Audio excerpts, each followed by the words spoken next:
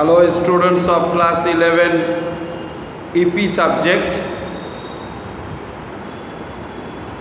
Whenever we take the class in Zoom or Google Meet, then very few students are joining. So other students cannot learn or cannot listen the discussion or explanation part. So today I have prepared this video for your subject EP. Our second chapter was continued. Second chapter is an entrepreneur. The yesterday and the day before yesterday, whatever topic photocopy I have sent to you, that will be discussed right now. Whatever topic I have said, that was the meaning of motivation. Very, very crucial topic. This topic is not only for this subject. This topic is, every person should learn this topic, should know this topic, that is to be applied in our daily life also. So motivation is what? Motivation is a process of internal feeling for the positive effect or the negative effect. As negative effect is not our target or goal, so we can say that the motivation is the internal feelings, motivation is the process, motivation is the inspiration of our internal feeling, which will force the behavior, and that will be coming out as the expression for the positive activity or the positive achievement. Some features or characteristics also I have sent to you for the motivation. First point is, motivation is a psychological phenomenon. What is psychology? Psychology is the mental exercise. Motivation कोई ऐसा बात नहीं है कि हम एक cup noodles बना के आपको दिया और आपने खा लिए और आपका मोटिवेशन हो गया. ये भी हो सकता है मोटिवेशन प्रोसेस. कब? जब सपोज आप अभी बहुत एम्प्टी स्टमक है, आपको भूख लगा है और आप नूडल्स खाना चाहते हो, उस टाइम पे हम आपको नूडल्स सप्लाई कर दिए, नूडल्स आपने एंजॉय किए, तो आपका मन खुश हुआ, you are happy right now to do the job. अभी आपको जो काम बोलेंगे कि बेटा 2 शाम बनाओ, तो आप 2 शाम बनाएंगे, क्योंकि आप मोटिवेटेड हो चुके हैं. जो आपको मिलना चाहिए था और जो आप चाह रहे थे वो आपको मिल गया, आप मोटिवेटेड हो गए. I am supplied the noodles to you. I am not the motivator. Noodles itself is the motivator to you. So, noodles क्यों दिया आपको? क्योंकि उससे भी पहले हमको जानने को मालूम होना चाहिए कि आपको क्या चाहिए. आपको नूडल्स चाहिए, ये हम मानसिक रूप से आपसे बात करते हुए हम समझे, तब जाके आपको नूडल्स दिया, तब आप मोटिवेटेड हुए. Your mental behaviour is inspired to do the job. इसीलिए बोल रहे हैं कि ये मोटिवेशन एक साइकोलॉजिकल फिनोमेनन है. सेकेंड बोल रहे हैं, मोटिवेशन प्रोड्यूसेस गोल डायरेक्टेड बिहेवियर. अगर हम किसी को इंस्पायर करना चाहेंगे तो किस लिए इंस्पायर कर रहे हैं? उसका तो कोई एक टारगेट होगा, गोल होगा. हम आपको चाह रहे हैं कि आप अच्छा रिजल्ट करें, तो अच्छा रिजल्ट करना गोल हो गया, और उस गोल को अचीव करने के लिए आपको एक मोटिवेशन प्रोसेस में लेके आए ताकि आप अच्छा से प्रिपरेशन लें. तो मोटिवेशन गोल को ख्याल करते हुए काम होता है मोटिवेशन का. इसीलिए बोल रहे हैं मोटिवेशन प्रोड्यूस करता है गोल डायरेक्टेड बिहेवियर. आपके अंदर में वो जो फीलिंग्स है, बिहेवियर है, जो इंटेंजिबल कंडीशन में है. हम लोग मन के अंदर में जो बिहेवियर होता है सब हर एक इंसान का वो बिहेवियर को देख नहीं पाते। That is not touchable, that is not visible, that is entirely intangible. Third point बोल रहा है motivators can be positive as well as negative. आपको हमने मोटिवेट किया कि बेटा पेन से लिखो, डॉट पेन से लिखो। अब जेल पेन से लिख रहे हो तो जेल पेन से लिखने से कॉपी एक पेज में लिखोगे तो नेक्स्ट उसका बैक पेज जो है उसमें उसका छप जाता है, तो फिर बैक पेज में जब लिखोगे वो थोड़ा सा गंदा लगेगा, देखने में डार्टी लगेगा। तो आपको हमने समझाया, आपका बिहेवियर को समझाए, आपका बिहेवियर समझ गया, आपका बिहेवियर बूस्ट अप हो गया, आपने जेल पेन को छोड़ के डॉट पेन में लिखना स्टार्ट किया। तो हम एक पॉजिटिव के लिए, पॉजिटिव अचीवमेंट के लिए डॉट पेन का इस्तेमाल करने के लिए आपको बोला। अभी आपका कोई एक फ्रेंड, मान लीजिए आप डॉट पेन से लिख रहे थे और दूसरा कोई एक फ्रेंड आपको कोई गंदा गाली दिया, और आपका कोई तीसरा कोई फ्रेंड आपको बोल रहा है कि तेरे पास पेन नहीं है, तू पेन से उसको आँख में मार दे। तो अगर आपका बिहेवियर उसमें राजी हो जाता है, दैट मीन्स वही पेन कोई इस्तेमाल कर रहा है नेगेटिव अचीवमेंट के लिए, उसको अगर तुम ऐसा कर दोगे, आपका मेंटल बिहेवियर अगर बूस्ट अप होके वो कर देता है एक्टिविटी, तो फिर किसी ना किसी का आँख में लगेगा तो वो नेगेटिव होगा। तो मोटिवेशन पॉजिटिव के लिए भी होता है और नेगेटिव के लिए भी होता है। Motivation is A fourth point, motivation is a complex process. Motivation is a complex process. Complex मतलब कॉम्प्लिकेटेड, इट्स नॉट इजी, क्योंकि तुम्हारे अंदर में जो बिहेवियर है उस बिहेवियर को अगर बूस्ट अप करना है तो तुम्हारा बिहेवियर को पहले हमको जानना है। तुम्हारा बिहेवियर अभी क्या चाह रहा है। सपोज आपका पापा शाम को 7 बजे आपको पढ़ने को बोल रहे हैं कि अभी पढ़ाई करो, और शाम को 7 से 7:30 तक ऐसा कोई एक सीरियल होता है टीवी में जो मान लीजिए कोई स्पोर्ट्स का हो सकता है सीरियल, कोई कल्चरल का हो सकता है, कोई भी टॉपिक के ऊपर सीरियल होता है, जो आपका एकदम टारगेट रहता है कि हम 7 बजे से 7:30 तक टीवी देखेंगे, कि 7 से 7:30 हम कैरम बोर्ड खेलेंगे, कि 7 से 7:30 हम टेबल टेनिस खेलेंगे, कि 7 से 7:30 हम फेसबुक चलाएंगे। आपका माइंड सेटअप हो गया है 7 से 7:30 के लिए वो काम करने के लिए।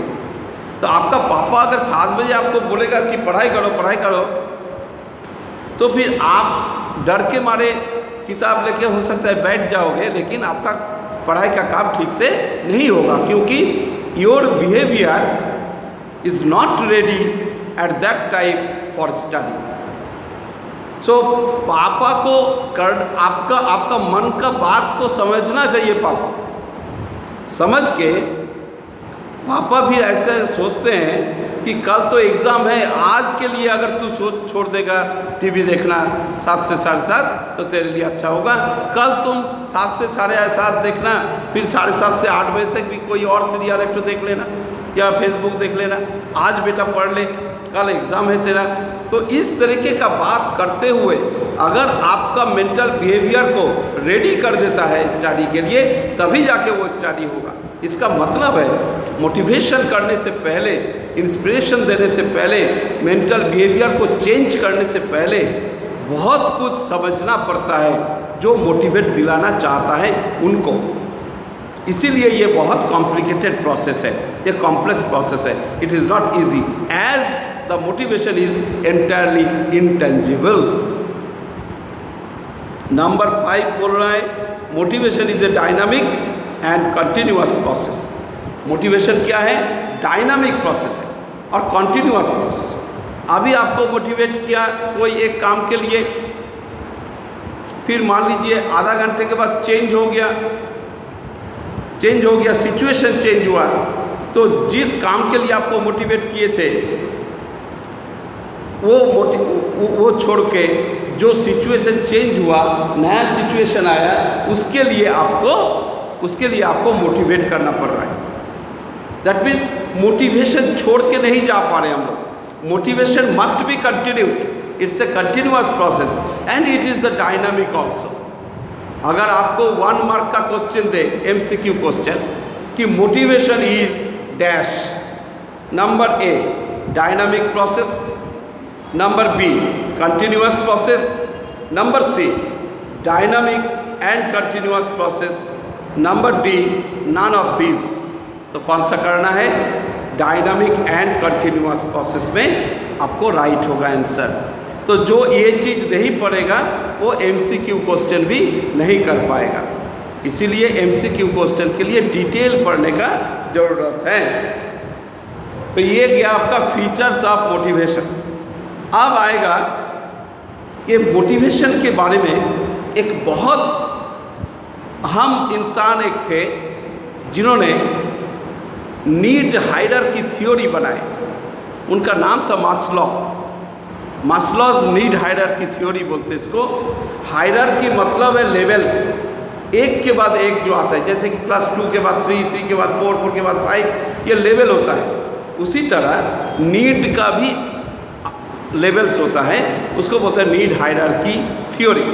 उन्होंने लाए ये कॉन्सेप्ट मास्लो साहब। एक्चुअली ये जो मास्लो है, हम पर्सनली आई एम स्पीकिंग, ये मास्लो का नाम सुन रहे हैं अभी, 12 में जाके हेनरी फ्योल का नाम सुनेंगे, FW टेलर का नाम सुनेंगे, जिन्होंने मैनेजमेंट के लिए बहुत अच्छा अच्छा कॉन्सेप्ट लाए, प्रिंसिपल्स लाए। Personally I respect this people just next to God, क्योंकि गॉड को सबको ही मानते हैं और दुनिया में ऐसा कोई ऑर्गेनाइजेशन नहीं है जो इन लोग को नहीं मानते हैं पॉजिटिव अचीवमेंट के लिए। सो मेरे नज़र में ये लोग भी गॉड के नेक्स्ट लेवल में ही हम मानते हैं। लोग जो भी हो, नीड हायरार्की थ्योरी, इसको क्यों पढ़ेंगे?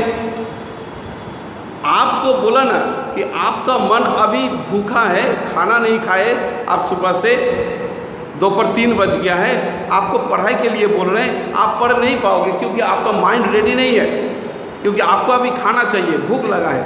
तो नीड क्या है आपका? फास्ट नीड आपका क्या है? खाना। तो उस टाइम पे अगर आप खा लोगे तो जाके आपका पढ़ाई में मन लग सकता है। जैसे कि देखो एग्जाम्पल के लिए हम लोग ले सकते हैं, वेस्ट बंगाल गवर्नमेंट स्कूल में जो सब स्टूडेंट्स होते हैं, वो लोग बहुत गांव-गांव में जो स्कूल है, बहुत गरीब घर के बेटा बेटी लोग पढ़ता है वहाँ पे। तो वो लोग का घर में चूल्हा चक्की भी चलता नहीं ठीक से, खाना पीना भी ठीक से होता भी नहीं।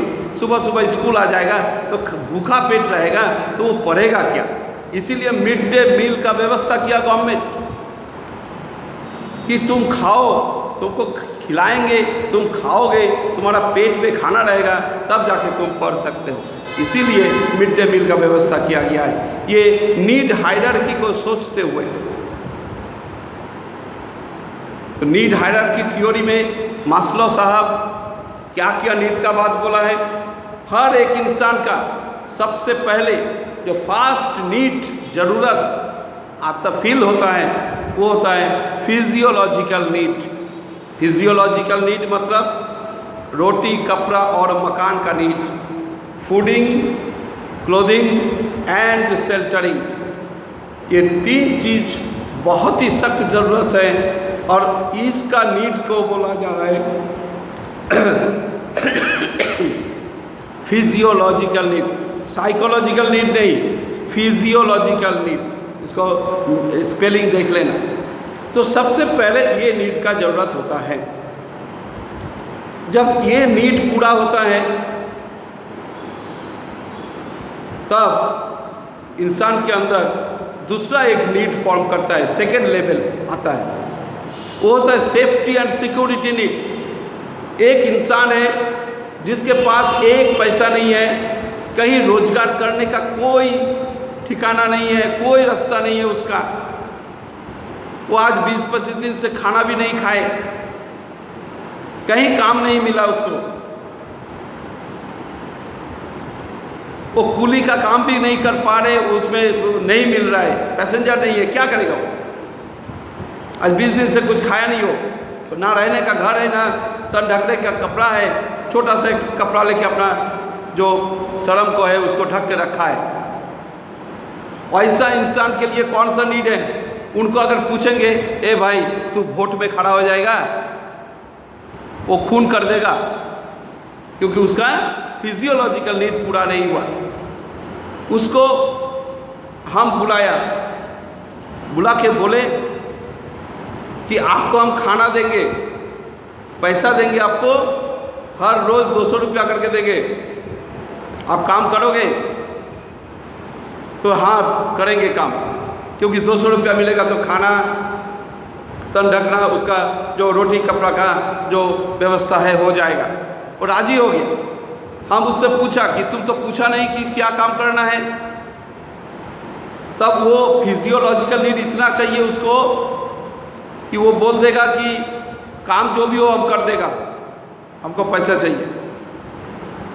अब वो 200 रुपया से उसको काम दिया, उसको बोला कि तुम रात 11 बजे आओगे, मेरे घर के सामने एक आदमी बाइक लेके रेडी रहेगा और आप उस मेरे से एक ब्रीफ केस लेके उस आदमी के पीछे बैठोगे बाइक में, और वो बाइक सुखना जाएगा, आप सुखना तक जाओगे, सुखना में मेरा एक आदमी खड़ा रहेगा, आप बाइक से उतर के उस आदमी को ब्रीफ केस दे देगा और उसी बाइक पे फिर वापस आ जाएगा, 200 रुपया ले लेना, हर रोज़ तुम्हारा ये काम है। वो बोला ठीक है। वो काम करना शुरू कर दिया। रेगुलर रात को 11 बजे आता है, वो आधा घंटे के लिए जाता है, 5 मिनट में दे देता है, आके वापस चला जाता है, अपना जा रहता है। हर रोज़ ऐसे चल रहा है। जब रेगुलर 200-200 करके उसको मिलते जा रहे हैं, तब वो खाना पीना शुरू हो गया, उसका फिजियोलॉजिकल नीड पूरा हो रहा है। जहाँ फिजियोलॉजिकल नीड पूरा होते जा रहे हैं, उसके मन में प्रश्न आएगा, जरूर आएगा, कि हम रात को जो जा रहे हैं क्या लेके जा रहे हैं ब्रीफकेस में, किस आदमी को दे रहे हैं, और ये ब्रीफकेस के अंदर में क्या है, क्या हम फिजिकली सेफ हैं, क्या 200 रुपया जो रेगुलर मिल रहा है ये हमको मिलता रहेगा? तो मतलब यहाँ पे सेकेंड जो नीड आ रहे हैं उसको बोल रहा है फिजिकली सेफ है कि नहीं और फिनेंशियली सिक्योर्ड है कि नहीं, that is safety and security need. उस नीड के आधार पर उन्होंने आके मेरे से प्रश्न पूछा कि ये ब्रीफकेस के अंदर में क्या है सर। हमने बोला पहला दिन तो तुमने नहीं पूछा था। तब फिर बोला कि उस दिन का बात तो अलग है। अलग क्यों है? क्योंकि उस टाइम पे मेरे अंदर में फिजियोलॉजिकल नीड था, ज़रूरत नहीं समझा पूछने का। लेकिन आज जब मेरे को फिजियोलॉजिकल नीड पूरा हो गया, हम सेफ है कि नहीं, सिक्योर्ड है कि नहीं, उसके लिए पूछना ज़रूरत समझ रहा है। हम उसको ब्रीफकेस खोल के दिखाया। ब्रीफकेस खोल के जब दिखाया, उन्होंने देखा ब्रीफकेस के अंदर में कॉपी है, पतला पतला छोटा क्लास का बुक है, पेंसिल है, इरेजर है, शार्पनर है, बहुत सारा। वो पूछा कि ये सब क्यों है सर? कि ये सब उधर में जाके एक आदमी को देते, वो आदमी उस इलाके का जो गरीब बच्चे लोग हैं उस बच्चे लोग के लिए देता है पढ़ाई करने के लिए। तो बोला कि ये रात को क्यों कर रहे हैं आप? हम बोला कि दिन में करेंगे तो सब कोई देखेगा, हमको नाम कमाना नहीं है। अलग अलग इंसान का अलग अलग चाहत होता है। तो फिर वो समझ गया बात को, इसका मतलब उनका safety and security need fulfil हो गया। अब वो काम आसानी से अच्छा से कर रहा है। ये सेफ्टी एंड सिक्योरिटी नीड जब पूरा हो जाता है इंसान का, तब कुछ दिन के बाद और एक नीड फॉर्म करता है, जिसको बोलते हैं सोशल नीड। सोशल नीड मतलब हम तो ये अच्छा खासा काम कर रहे हैं, मेरा फिजियोलॉजिकल नीड पूरा हो रहा है, तो थोड़ा सा समाज में भी मेरा नाम हो जाए, इसलिए थोड़ा सा ये एक जगह प्रोग्राम कर रहे हैं, दूसरा जगह एक प्रोग्राम कर रहे हैं, एक NGO का प्रोग्राम में शामिल हो गए, पैंडेमिक सिचुएशन में किसी जगह में गरीब लोग को खाना वाना बांट रहे, उसमें भी शामिल होंगे। मतलब ये सोशल समाज के साथ रहने का एक मानसिकता और इच्छा जागृत होता है, उसी को बोलता है सोशल नीड। ये नीड जब पूरा होता है, इंसान का तो चाहत का कोई कमी नहीं है। ये नीड पूरा होने के बाद उसके मन में एस्टीम नीड फॉर्म करता है। एस्टीम नीड किसको बोलता है? हम इलेक्शन में खड़े होंगे, हमारा नाम अखबार में आएगा, ये सब जो भूखापन रहता है इंसान के अंदर में, वो बोलता है एस्टीम नीड। ये नीड जब पूरा हो जाते हैं, उसके बाद एक और नीड का बात कर रहे हैं, self actualisation need. Self actualisation need बहुत खतरनाक नीड है। एवरी डे हम लोग जो काम करते हैं, वो काम हमने ठीक किया कि भूल किया, इसको रियलाइज करना है, सेल्फ रियलाइजेशन। और ये नीड के आधार पर रियलाइज करना है कि हर रोज हमको करना ही है ये एनालिसिस, ये realisation. Actually what I am, actually what I am doing, what I have done, actually whatever I am going to do, that is good or not, that to be realized, that to be actually self analysis as per need of my daily life। ये जो need है, इसको बोलता है self actualisation need. कितना अच्छा से Maslow साहब ने ये सारे नीड का जो एक के बाद एक नीड फॉर्म करता है, उसका डिस्कशन किए हैं। बहुत ही इम्पोर्टेंट टॉपिक है, और ये टॉपिक आपको 12 में जाके बीएसटी में भी सेम टॉपिक आएगा, वहाँ पर भी आपको मिलेगा मोटिवेशन। तो आज इसको आप लोग सुनो, अगर समझने में दिक्कत हो तो बार बार सुनो। फिर भी किसी को डाउट है तो मेरा फ़ोन नंबर पे फ़ोन करके पूछ लीजिए, 9474061752। एक मेरा कॉलिंग नंबर है, इसमें कॉल करने से आप बात करके पूछ सकते हैं। Anybody, anything, any problem regarding this topic, you can dial me. I will not feel any disturbance at all. I myself is ready for 24/7 service. Thank you very much.